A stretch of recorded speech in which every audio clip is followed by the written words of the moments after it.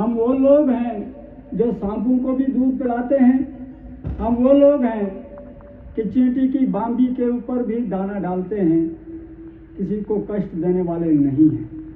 लेकिन जब आयातित विचारधारा किसी देश के अंदर प्रभावी हो जाती है तो इस प्रकार के उपद्रव उत्पन्न होते हैं। मैं आना चाहूंगा इसी विषय पे, संविधान हत्या दिवस। 1947 में हम स्वतंत्र हुए। लगभग 350 हमारे देश के मनुष्यों ने विचार विमर्श करने के बाद इस देश की प्रकृति के अनुकूल हमारे लिए कुछ नियम तय किए गए,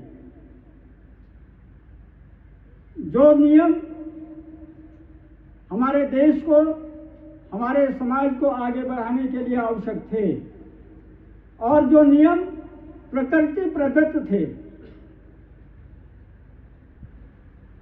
इसलिए उसमें एक एक शब्द के ऊपर विचार हुआ था कि संविधान के अंदर, कॉन्स्टिट्यूशन के अंदर कौन कौन सा शब्द डाला जाए, ऐसा न हो जिस शब्द के ऊपर बाद में विवाद हो।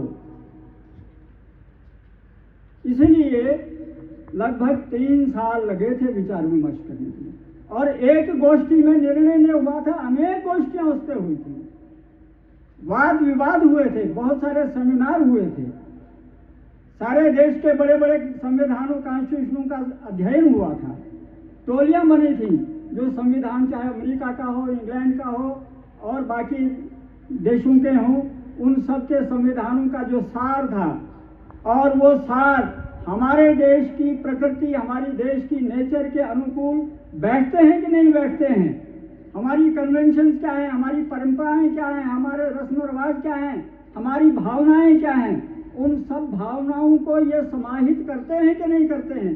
इस प्रकार का संविधान जब बनाया गया और उसमें फिर ये पहले प्रियम्बल दिया गया और ये कहा गया कि आर्टिकल को तो चेंज किया जा सकता है, जो संविधान के अंदर आर्टिकल हैं, लेकिन प्रियम्बल जो है वो अनचेंजेबल होगा। लेकिन आज संविधान की दवाई देने वाले ये भूल गए कि जिन्होंने संविधान की आत्मा को भी तब कुठाराघात किया। प्रियम्बल के अंदर सेकुलरिज्म और सोशलिज्म शब्द नहीं थे। ऐसा नहीं है कि इन शब्दों के ऊपर विचार नहीं हुआ था, इन शब्दों के ऊपर भी बहुत विस्तृत विचार हुआ था, लेकिन फिर अंततः निर्णय यह हुआ था कि यह हमारे देश की प्रकृति में घुले मिले शब्द हैं, यह हमारे व्यवहार में हैं, इसलिए इनको इसमें देने की आवश्यकता ही नहीं है। हमारा स्वभाव ही सेकुलर है, हमारा स्वभाव ही है निरपेक्ष है, इसलिए इन शब्दों की आवश्यकता नहीं है। लेकिन उस समय इसी संविधान की आत्मा का कुठाराघात करके रशिया के उस तत्कालीन राष्ट्रपति मिस्टर ब्रेजनेव के दबाव के कारण से इन दो शब्दों को जोड़ा गया। अब आप कहेंगे आपत्ति क्या है? आपत्ति कुछ नहीं है, लेकिन ये देश धर्म प्रधान देश है, यह दीन वाला, ईमान वाला देश है। ये लादीनों का नहीं है, ईमान वालों का देश है, बेईमानों का देश नहीं है। आप सब पढ़े लिखे लोग हैं।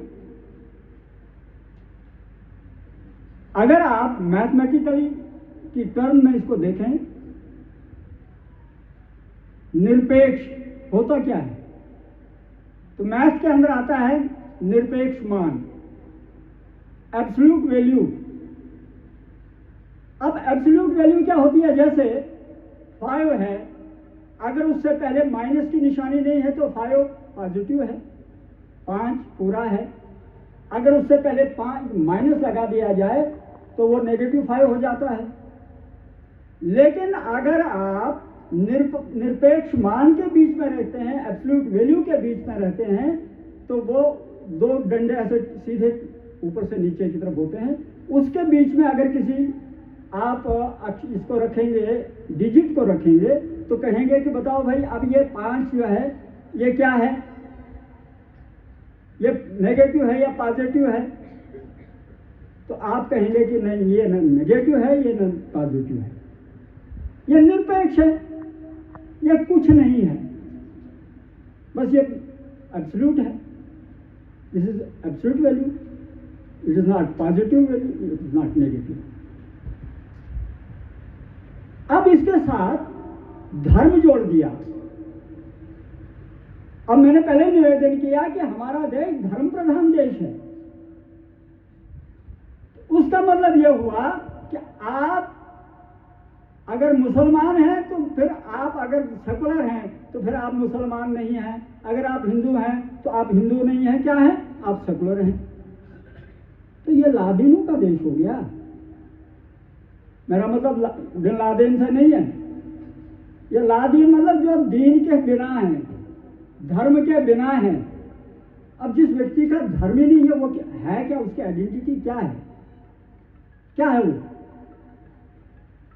कुछ भी नहीं है। तो क्या हम गाय हैं, गुड़िया हैं, खिलौने हैं, कठपुतलियां हैं? हमारी प्रकृति अपनी जन्मजात प्रकृति है, उसके अंदर, उसके साथ साथ प्रकृति के साथ हमारा स्वभाव डेवलप हुआ है। और अब आप कहेंगे ये धर्म की बात करता है, पता नहीं ये फिरका परस्त है, क्या है? बात फिरका परस्ती की नहीं है। बात क्या है कि सूर्य का धर्म क्या है? प्रकाश देना, उष्णता देना। अगर उसको कहेंगे कि इसको इसके धर्म से हटा दो, सूर्य क्या है? जल का धर्म क्या है? शीतलता प्रदान करना, अगले की प्यास बुझाना। अगर उसका ये धर्म निकाल दो तो क्या है? चंद्रमा का धर्म